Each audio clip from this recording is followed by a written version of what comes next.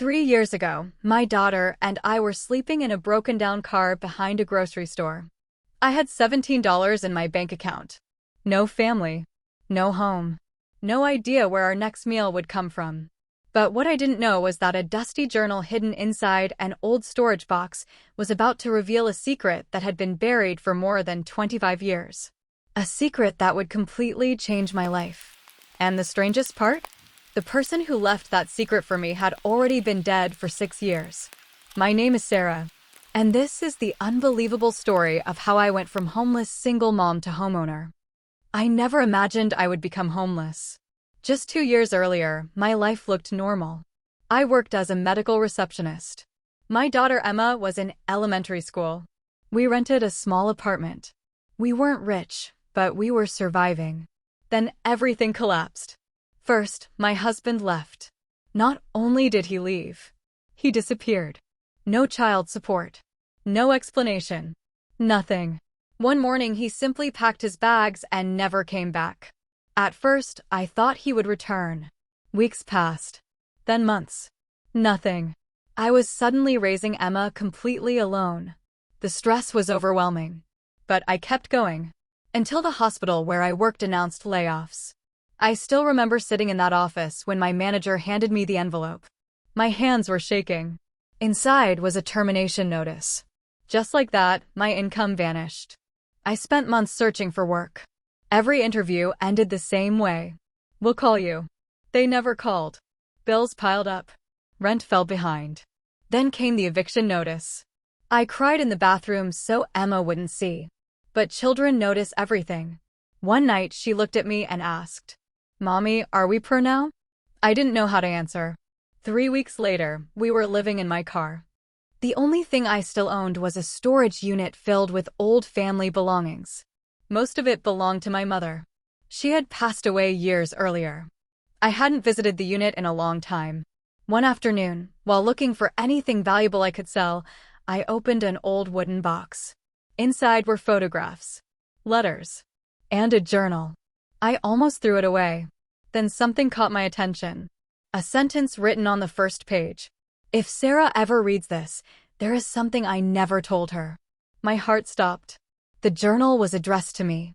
I sat on the floor and began reading. Page after page revealed stories about my mother's life before I was born. Stories she had never shared. But halfway through the journal, I found something even stranger. A handwritten address. No explanation. Just an address. And one sentence. "When the time is right, go here." I stared at it for several minutes. What did it mean? Why had she hidden it? And why wait until now? The next morning, curiosity got the better of me. I drove to the address. The neighborhood looked forgotten. Overgrown lawns. Empty streets. Old houses. The address led me to a small blue home. It looked abandoned. Boarded windows. Peeling paint. A rusted mailbox. I was about to leave when an elderly neighbor approached. He looked surprised to see me. Then he asked something strange. "Are you Margaret's daughter?" Margaret was my mother. I froze. I had never met this man. How did he know who I was? When I told him my name, the color drained from his face. For a few seconds, he simply stared. Then he said something that changed everything. "I've been waiting 20 years to meet you." Waiting? For me? Why? What did he know? The old man introduced himself as Walter. And according to him, my mother had visited this house many times before she died. But she never told me. Not once. Walter invited me inside his home. He opened a drawer. From inside, he removed a small brass key. He said my mother gave it to him years ago, along with instructions. "If my daughter ever comes here, give her this." I couldn't believe what I was hearing. Why would my mother leave me a key? What did it unlock? Walter didn't know. Or at least he claimed he didn't know. The key had a number engraved on it. 317. That evening, I searched the abandoned blue house. Nothing. Then I noticed an old basement door. Locked. My hands trembled as I inserted the key. Click. The lock opened. I slowly pulled the door open. Dust filled the air. The basement had clearly been untouched for years. Then I saw it. A metal safe hidden behind old shelves. And suddenly I understood. The key wasn't for the basement. It was for the safe. Inside the safe were documents, property records, bank statements, and a sealed envelope with my name. The property records shocked me. The abandoned house legally belonged to my mother, which meant it now belonged to me. I read the paperwork 3 times. I couldn't believe it. The entire time I had been sleeping in my car. I technically owned a house. But the surprises weren't over. Inside the envelope was a handwritten letter. My mother explained everything. Years earlier, she had secretly purchased the property. She believed one day I might need it. But she feared other family members would pressure me into selling it. So she kept it hidden. Then came the final sentence. The sentence that left me speechless. There is another secret beneath the house. Another secret? At this point, I wasn't sure whether to laugh or cry. For days, I searched every room. Nothing. No clues. No hidden compartments. No treasure. Then Emma found something. Children notice things adults miss. She pointed at a loose floorboard. When we lifted it, we discovered a small tin box. Inside was another collection of documents. But this time they weren't property papers.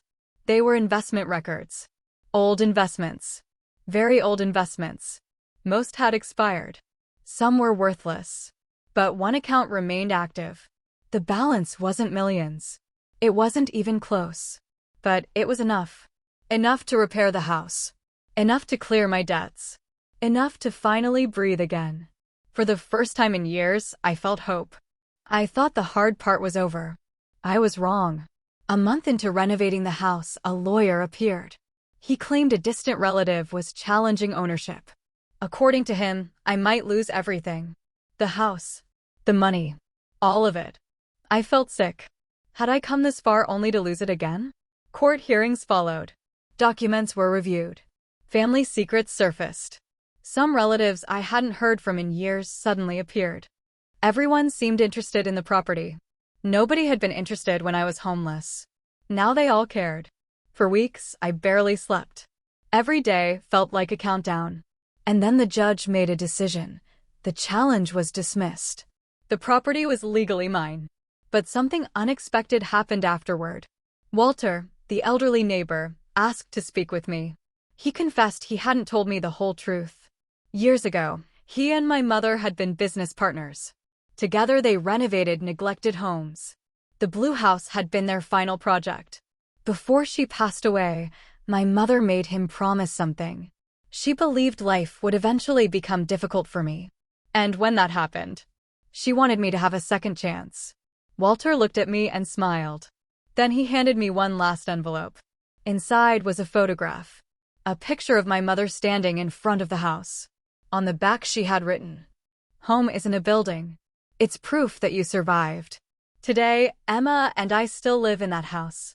The same abandoned house that once looked forgotten by the world. Its walls are painted now. The garden is alive.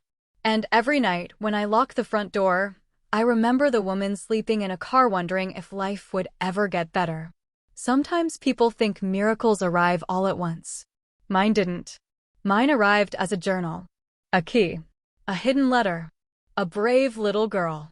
And a mother who believed in me long after she was gone. If you're going through a difficult season right now, don't assume your story is over. Because sometimes the chapter that feels like the ending is actually the beginning. And that's how a homeless single mom became a homeowner.